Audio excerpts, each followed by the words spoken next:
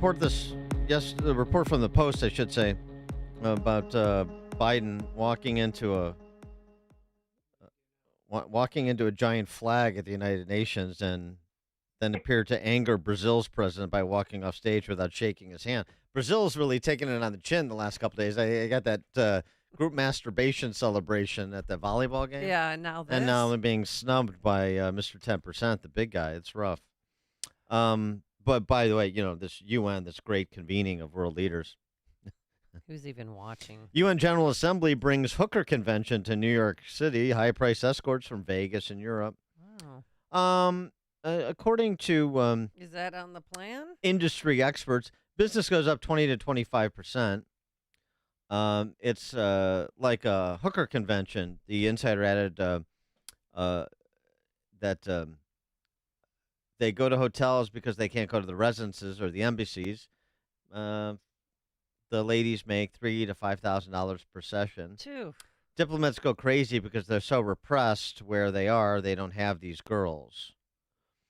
Well, that's not wonderful. Well, If only it was legal.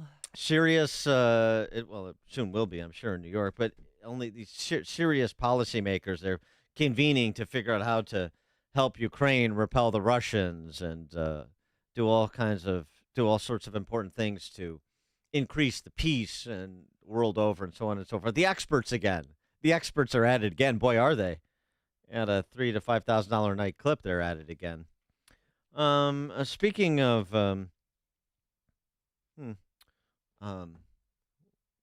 getting the business, if you will. Merrick Garland testified before the House Judiciary Committee yesterday. Yes, he did. And he was a little hazy on what he did or didn't do related to the investigation into Biden Incorporated. Have you had personal contact with anyone at FBI headquarters about the Hunter Biden investigation? I don't recollect the answer to that question, but the FBI works for the Justice Department. I'm sorry. You don't recollect. You don't recollect whether you've talked with anybody at FBI headquarters about an investigation into the president's son? I don't believe that I did. Which means he did. It's hard to keep track of all these things. Merrick Garland also has no idea if there were FBI agents at the Capitol or confidential human sources at the Capitol on January 6th, and if there were, how many? No idea. That's despite the fact that it was reported yesterday before he testified that the same House Judiciary Committee had met with a former assistant director of the FBI and head of the Washington D.C. field office there, Stephen D'Antuono, who said that the FBI had so many paid informants at the Capitol on January 6th, it lost track of the number and had to perform a later audit to determine exactly how many confidential human sources run by different FBI field offices were present that day. And then to avoid questioning about Ray Epps, they charge him with a little minor misdemeanor before the hearing. Right. Epps charged with a misdemeanor. As Julie Kelly has reported, and as we know from all the video, but the details here, Epps was wearing military garb, including a tactical vest and backpack. Prosecutors cite as evidence for pre-planning for violence in other cases.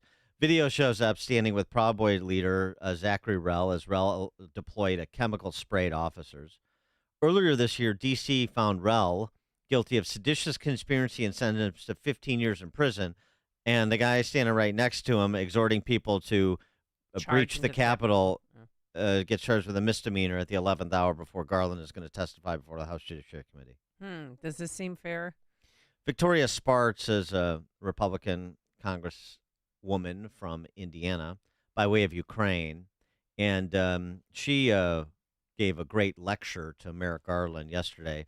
First, let's just detail the playbook here.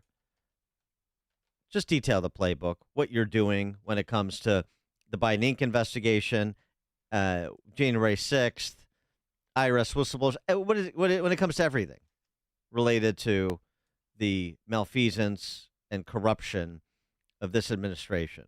Let's extend slow walk investigation on Hillary Clinton, on Hunter. Everything is slow walk. We were very quick on Donald Trump, but you were very slow walk. Then, by the time, that investigation ended, statute of limitation expired, and all of your agents need to be tested for amnesia. No one recalls anything. Okay, you probably should have as part of your hiring policy. So no one held accountable, which was egregious what happened, in that report. When I read about them, I can't believe it happened in the United States of America. This is my frustration. I'll be honest with you. Well, and what Victoria Sparks knows, and a lot of other people who've emigrated from Eastern Europe to America or to the West, is that the purpose of communist propaganda is not to inform. It's to humiliate. So actually, the less it reflects reality, the better. And that's the whole purpose of it. Humiliate, demoralize, defeat. Not inform, persuade, educate. For more on all this, we're pleased to be joined again by George Parry, former federal and state prosecutor, regular contributor to the American Spectator. He blogs at knowledgeisgood.net. George, thanks for joining us. Appreciate it. Happy to be with you. Not a surprising performance from Merrick Garland yesterday, but a nonetheless dismal one. Well, he doesn't know nothing. That was his script, and that's what he stuck to. He's your basic bureaucrat. I don't know what's going on. I'm not the president's lawyer, which is a laugher. Of course he's the president's lawyer. He just said he couldn't talk about the Hunter Biden investigation because he had promised the Senate that he would not become involved in that investigation. And yet what did he do? After David Weiss, the U.S. attorney in Delaware, had tried to deep six the Hunter Biden investigation by letting the statute of limitations lapse on the Burisma years when Hunter was getting money from Burisma and, as far as we know, sharing it with the big guy, Joe Biden, they let the statute of limitations run. And then when the plea deal blew up in court, who does Garland appoint special counsel? None other than the same David Weiss, the guy who tried to deep six the case before. So that tells you everything you need to know. He says, I'm not interfering. Well, he doesn't have to interfere because this thing is on autopilot. The case against Hunter Biden is going to go nowhere. Don't be fooled by this latest indictment. The government can enter into a diversion agreement with Hunter's lawyers, just like they did before, and that case is going to go away. So you don't think there's going to be other charges, though, besides the gun charge, the 3 gun charges? I'm not holding my breath. I mean, if they were serious about it, they wouldn't have made Weiss the special counsel. He's already proven what he's up to. He slow-walked the investigation into Hunter Biden, and he tried to deep six the whole thing with that ludicrous sweetheart deal that the judge caught. And so he's poised to do it again. I'm not holding my breath at all. Well, right. And Merrick Garland, I've never talked to the president about any of this. We don't have to. The president announced that Hunter Biden did nothing wrong, so act accordingly. And they have. Yeah. And look, the idea when he said if the woman that you cited there, the lady from Ukraine, just to expand on that point, which I thought was really powerful stuff coming from her. Garland starts off talking about how his parents came here from Belarus, right, and their grandparents came from Belarus. They were Holocaust survivors. And Congresswoman Spartz said, well, look, I grew up in Ukraine. And I believed in the value as an American not to be afraid of my government. And are you aware that a lot of Americans are now afraid of being prosecuted by your department?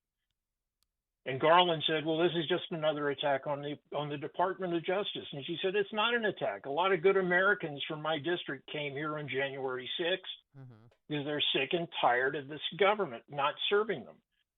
They came, there was trouble, and now the FBI is going through my district trying to get people to rat out on one another. And she said, people are truly afraid. This is a big problem when people are afraid of their own government. And then the zinger, she said, it's like KGB. I thought that was the most powerful part of the whole farce of a hearing that they had yesterday. Yeah. Yeah, it brought it home. There was so many farcical moments. I mean, that sort of was an all-encompassing one. On the specific front, in addition to what you were describing before, and what Victoria Sparks summarized, a good example of what she summarized. Oh, yeah, we can't say anything. Nobody knows anything. We're just going to have to sit around and wait for David Weiss's report, the special counsel. But in addition to that, the exchange that Thomas Massey from Kentucky had with Garland over January 6th and this misdemeanor charge that's been now lodged against Ray Epps, and you, as we did at the outset here of our conversation, compare that to the DOJ's posture with respect to others charged for criminal conduct on that day. Your comment on Ray Epps' charges coming so late. By the way, it's really interesting because Ray Epps filed this defamation suit against Fox News and Tucker Carlson. Well, now you got to at least face a misdemeanor charge. So, anyway, the Ray Epps charge and what that says about the Department of Justice again, as it relates to January 6th, but even more generally, as Victoria Sparks commented. Well, look. That's how you take care of an informant. That's how you take care of an undercover operative. You give them some air cover. You bring some nonsensical charge against them and say, see, we charged him. But, one of the interesting things about Epps' defamation suit, what he may or may not understand is, by bringing a defamation claim, he is now opening himself up to a complete top-to-bottom examination of his life. Yeah, right. Yep. Because all of that is now relevant, and the Tucker Carlson's lawyers and Fox News's lawyers are going to be able to take that guy and pump him out on the record. So I don't know who's advising Ray Epps, but he got some very bad advice by bringing that defamation. Probably figured he just got Rupert Murdoch to pull out his checkbook like they did for Dominion, but on the Epps misdemeanor charge, I mean, so Did he do any jail time? Well, it was separate and distinct from that. Hunter Biden charging him the gun crime.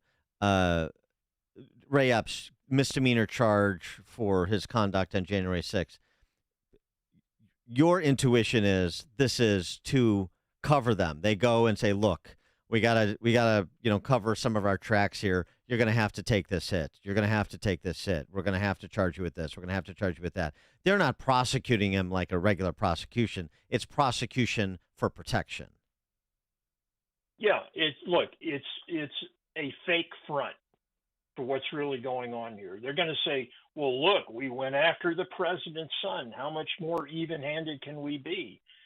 But if you look at what they're doing to Trump, speaking of appointing very strange people as special counsel, who do they come up with to go after Trump? Out of all the lawyers in the country, they come up with Jack Smith, a guy who's already been reversed 9-0 by the Supreme Court because he basically made up a crime and used that theory to convict the governor of Virginia. This is the same guy with that track record. They put him onto Trump. And they're going to argue, well, we're just being even-handed. Everybody's getting the same treatment. So they got this guy Weiss, who's given Biden a complete pass as far as I'm concerned, and is continuing to do so, versus crazy-eyed Jack Smith, who will charge anybody for anything because the law really doesn't matter. He can just make up theories as he goes along. That's what we're looking at. That's why people, and I agree with that wonderful congresswoman from Ukraine, that's why people are truly afraid. They aren't seeing it. What they're seeing is a Department of Justice that is the enforcement arm of the Democrat Party. Right. It is a political operation, a political police force for the Democrat Party. And what about Garland's response to targeting Catholic groups? Here's a little bit of that. Do you agree that traditional Catholics are violent extremists? Yes or no? Yes or no? The idea that someone with my family background would discriminate against any religion is so outrageous, so absurd. Mr. Attorney General, it was your FBI that did this. It was your FBI that was sending, and we have the memos, we have the emails, we're sending undercover agents into Catholic churches. I mean, how long can he just sit there and lie? Well, he's not lying. He's just using moral indignation as in lieu of accountability, right? Well, yeah, I mean, why answer the question when you can just use this deflection? The idea that you would ask me a question like that, well, yeah, we're asking you the question. Are you going to answer it? Well, no, he never did. Mm-hmm. And that was really and look, the problem here is nobody in Congress really knows how to cross-examine. And I don't really blame them. They're not trained to do it. And the whole format of these crazy hearings where everybody gets 5 minutes to get their licks in, it's just not designed to really elicit any information or to pin someone down. So if a guy like Garland wants to go in and feign outrage and claim he doesn't know nothing about nothing, yeah, you can get away with it. And that's really what we saw yesterday. I thought he was, he came across as Mr. Magoo. I didn't see anything. I don't know what you're talking about. He could have been a mob lawyer testifying. Sort of is. George Parry, former federal and state prosecutor, regular contributor to the American Spectator. He blogs at knowledgeisgood.net. George, thanks as always. Glad to be with you. Thank you. And he joined us on our turnkey.pro answer line. It's like a hot, steaming cup of information to start your day. It's Chicago's Morning Answer on AM 560. The Answer. Hey, business owners, are you wondering how to grow your business? Do you need cash flow and a ready source for financing? Well, Signature Bank can help. Hi, Mike Gallagher here to let you know that Signature Bank's loan decisions are made locally by a team who knows your name, cares about your business, and is invested in your success. When you need advice about your business or even have a question, Signature Bank is there to help. There are no handoffs or call centers. This is a team that wants to get to know you and your business. That's why Signature Bank in Chicago is